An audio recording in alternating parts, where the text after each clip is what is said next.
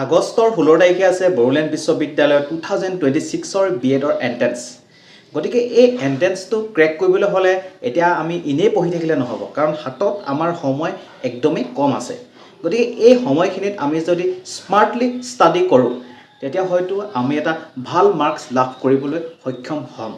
গতিকে সেইটো উদ্দেশ্য লৈ একচুৱেলি এইটো ভিডিঅ' বনাইছোঁ। গতিকে এইকেইদিন কেনেকৈ পঢ়া উচিত বা কি কৰা উচিত এই গোটেইখিনি কথা এই ভিডিঅ'টোত একদম আমি ভালকৈ ডিছকাছ কৰিম। ঠিক আছে, চাওক, বড়োলেণ্ড বিশ্ববিদ্যালয়ৰ যিটো বিএডৰ এণ্ট্ৰেন্স, সেই এণ্ট্ৰেন্সৰ আপুনি যদি চিলেবাছখন যদি চায়, প্ৰায় আপুনি গুৱাহাটী বিশ্ববিদ্যালয়ৰ বিএডৰ এণ্ট্ৰেন্স আৰু ভট্টদেৱ বিশ্ববিদ্যালয়ৰ বিএডৰ এণ্ট্ৰেন্সৰ চিলেবাছখনৰ লগত প্ৰায় মিলে। আৰু মোৰ ইয়াতে বিশ্বাস আছে যে আপোনালোকে যিসকলে বড়োলেণ্ড বিশ্ববিদ্যালয়ৰ বিএডৰ এণ্ট্ৰেন্স দিবলৈ গৈছিল তাৰে মেক্সিমামে হয়তো গুৱাহাটী বিশ্ববিদ্যালয়ৰ বিএডৰ এণ্ট্ৰেন্স দিছে।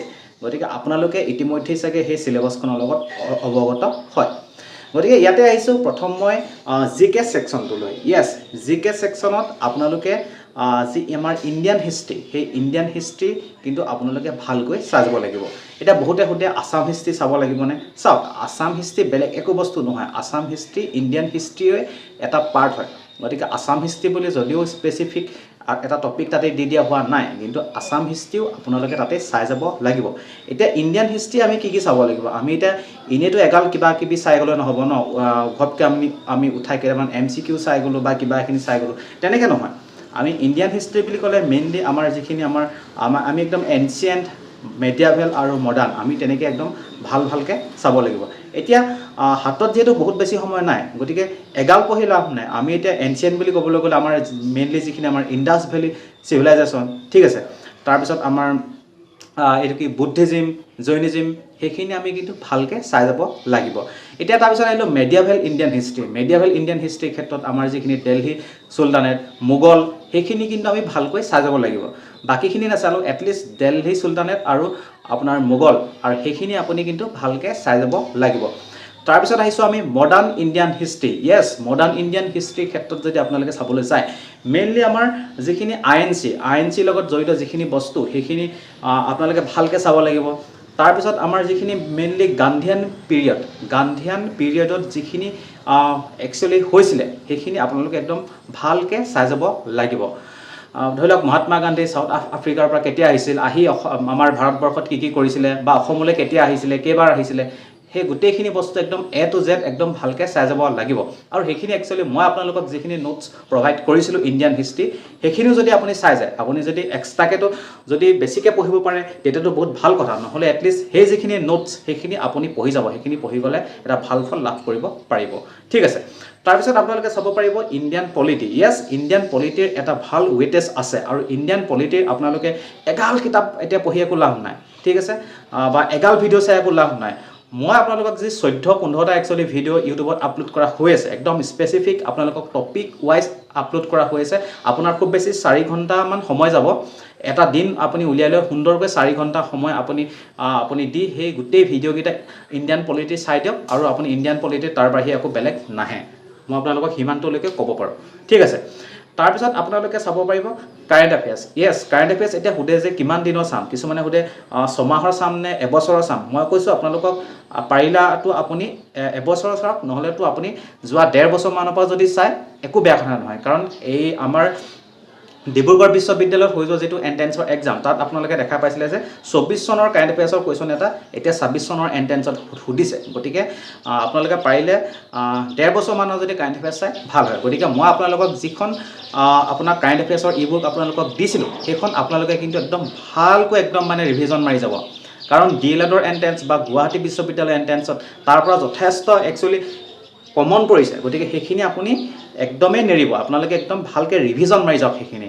ঠিক আছে, তাৰপিছত আহিছোঁ আমি জেনেৰেল ছায়েন্সলৈ। য়েছ, জেনেৰেল ছায়েন্সৰ বুলি কথা ক'বলৈ গ'লে 9-10 লেভেলৰ যিখিনি আমাৰ জেনেৰেল ছায়েন্সৰ বুক আছে সেইখিনি পঢ়িলেই আপোনাৰ কাৰণে পৰ্যাপ্ত। আৰু যদি আপোনাৰ সেইখিনি চাবলৈ সময়ো নাই, তেতিয়াহ'লে মই 2টাকৈ ভিডিঅ' মই স্পেচিফিক জেনেৰেল ছায়েন্সৰ ওপৰত আপলোড কৰা হৈ আছে। প্ৰায় আপোনাৰ 170টা MCQ তাতে কভাৰ কৰা হৈ আছে। আপোনাৰ খুব বেছি 1 ঘণ্টা সময় যাব। সেই সময়কণ উলিয়াই সেই জেনেৰেল ছায়েন্সৰ যদি সেইকেইটা আপোনাৰ ভিডিঅ' চাই যায়, আপোনাৰ কাৰণে এটা প্লাছ পইণ্ট আপোনাৰ থাকিব। ঠিক আছে, তাৰপিছত আহিছোঁ আমি ইংলিছৰ ছেকশ্যনটোলৈ ইংলিছৰ ছেকশ্যনটোত এতিয়া কিছুমানে মোলৈ মেছেজ কৰি থাকে যে ইংলিছত বৰ এটা ভাল নহয় গতিকে এই এণ্ট্ৰেঞ্চটো ক্ৰেক কৰিব পাৰিম নে নোৱাৰিম তেনেকুৱা ধৰণৰ প্ৰশ্ন একচুৱেলি দেখা পাই থাকোঁ চাওক ইংলিছত এতিয়া যদি আপুনি আগৰ পৰা যদি পঢ়ি থকা নাছিলে তেতিয়াহ'লে এতিয়া চিননিম আৰু এণ্টনিম পঢ়ি আপুনি সময় নষ্ট নকৰিব তাতকৈ বাকী যিখিনিত আপোনাৰ প্লাছ পইণ্ট আছে আপুনি ষ্ট্ৰং পইণ্ট বুলি ভাবিছে সেইখিনিৰ ওপৰত আৰু কাম আপুনি কৰাটো একচুৱেলি উচিত হয় তেতিয়া আপুনি এটা ভাল ফল লাভ কৰিবলৈ সক্ষম হ'ব এটলিষ্ট আপুনি কিন্তু বেছিক যিখিনি বস্তু হয় সেইখিনি কিন্তু আপুনি চাই যাব ভইচ চেঞ্জ বা নেৰেশ্যন ঠিক আছে তেনেকুৱা বস্তুখিনি যদি কিন্তু আপুনি যদি এৰি আহে তেতিয়া কিন্তু আপোনাৰ দুখ লাগিব সেইখিনি কিন্তু আপুনি এৰি নাহিব ঠিক আছে তাৰপিছত আহিছোঁ মই current Indian education issues and policy তাৰ লগত জড়িত আমি যদি যিখিনি টপিক আমি যদি চাবলৈ যাওঁ সেইখিনি মই আপোনালোকক যিখিনি নোটছ প্ৰভাইড কৰিছিলোঁ সেইখিনি যদি আপুনি চাই যায় পৰ্যাপ্ত তাৰ পৰাই যথেষ্ট কমন পৰিছে আৰু মই যি 150টা মোষ্ট ইম্পৰ্টেণ্ট এডুকেশ্যনেল পলিচিৰ ওপৰত মই ভিডিঅ' আপলোড কৰিছিলোঁ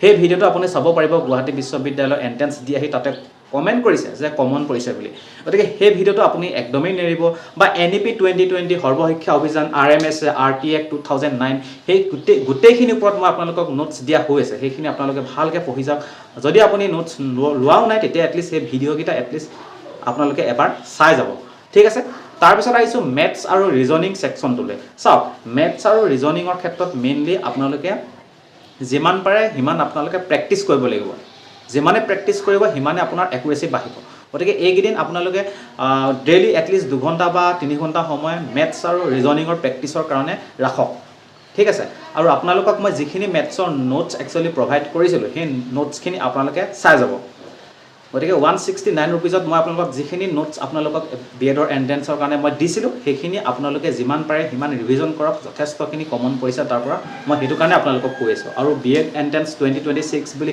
যিটো প্লেলিষ্ট আছিলে সেই প্লেলিষ্টটোৰ ভিডিঅ'খিনি যদি আপুনি সময় পায় যিসকলেতো চালে নোচোৱাসকলে এবাৰ এটলিষ্ট এবাৰ চাই যাওক ঠিক আছে গতিকে কথাখিনি তেনেকুৱা ধৰণৰ আৰু আপোনালোকে এইটো সময়ত একচুৱেলি মক পেপাৰ কৰি যোৱাটো উচিত কাৰণ যিখিনি প্ৰেক্টিছ কৰিলে কাৰণ মক পেপাৰ আপুনি যদি প্ৰেক্টিছ কৰি যায় আপোনাৰ যিটো টাইম মেনেজমেণ্ট সেই টাইম মেনেজমেণ্টটো আপুনি ভালকৈ আপুনি পৰীক্ষাত কৰিব পাৰিব গতিকে মোৰ পৰা যিখিনি মক পেপাৰ আপোনালোকে লৈছিলে সেই মক পেপাৰখিনি আপোনালোকে কৰি যাওক লৈ পিনে কিন্তু এনেই পেলাই নথ'ব ঠিক আছে মই কেলৈ কৈছোঁ আপোনালোকক যিহেতু এক্সাম লিভ ইউটিউব চেনেল আৰু মই যিখিনি মক পেপাৰ দিছিলোঁ টোটেল 10খন মক পেপাৰ আপোনালোকক মই দি দিছোঁ গতিকে সেই মক পেপাৰখিনি কৰে গুৱাহাটী বিশ্ববিদ্যালয়ত এক্সাম লিভ আৰু মই দিয়া মক পেপাৰ দুইখিনি মিলাই কিন্তু 30টামান কুৱেশ্যন কমন কৰিছে গতিকে সেই মক পেপাৰখিনি যথেষ্ট আপডেটেড হয় গতিকে সেইখিনি আপোনালোকে নকৰাকৈ নাযাব ঠিক আছে গতিকে এনেকৈ আমি স্মাৰ্টলি একচুৱেলি ষ্টাডি কৰিব লাগিব এনেই এগালমান একচুৱেলি পঢ়ি থাকি লাভ নাই গতিকে এইকেইদিন আপোনালোকে যিমান পাৰে সিমান